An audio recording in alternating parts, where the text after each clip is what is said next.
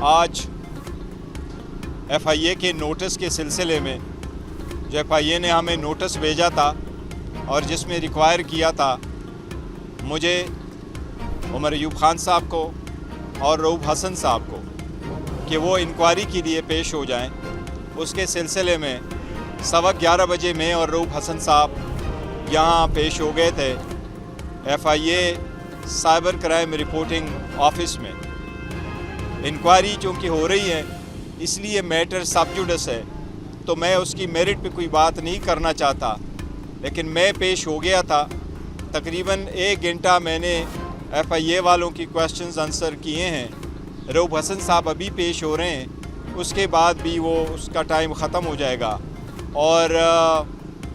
ہم نے اپنا موقف سے ان کو آگاہ کر دیا ہے، اور دوبارہ FIA نے بلایا ہے تو آئیں گے،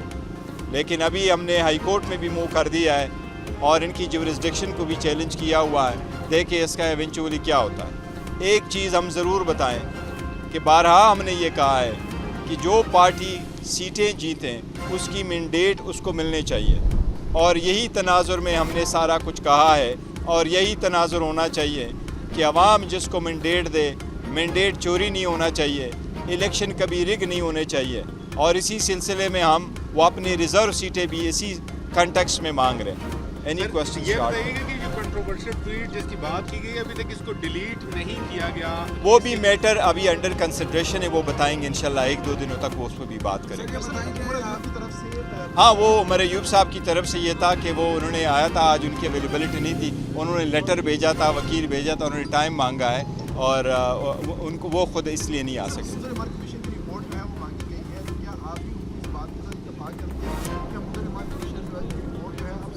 دیکھو، حمود الرحمان کمیشن کی رپورٹ تو ڈی کلاسیفائڈ ہو گئی تھی 2011 میں، اور ڈی کلاسیفائڈ ورژن تو آبی کورٹوں میں بھی موجود ہیں، تو اس لیے وہ تو آلریڈی اویلیبل ہے۔ اچھا، یہ بتائیے گا کہ یہ جو ٹویٹ ہوا ہے کیا بانی چیئرمین کے نام سے جو بھی چیز ٹویٹ ہوتی ہے ان کی اجازت کے ساتھ ہوتی ہے یا ان کی اجازت کے بغیر بھی؟ دیکھو، یہ میٹر وہی ہے جس پہ ہم نے بات کی ہے، میں نے کہا کہ یہ میٹر سب جوڈس ہے، تو انشاءاللہ اس پہ بعد میں بات کریں گے۔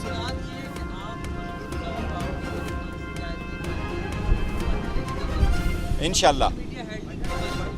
یہ بالکل یہ ساری باتیں کریں گے، کوشش کر رہے ہیں کہ کل میٹنگ ہو جائے۔ آج اس لیے میں کوشش کر رہا تھا جلدی جائے، لیکن ابھی تک نہیں ہے۔ آج اگر ہو سکتا ہے تو ملاقات آج بھی کریں گے خان صاحب کے ساتھ، لیکن آج خان صاحب کے ساتھ انفارمیشن یہی آ رہی ہے کیونکہ سپریم کورٹ نے ڈائریکشن یہ دی تھی۔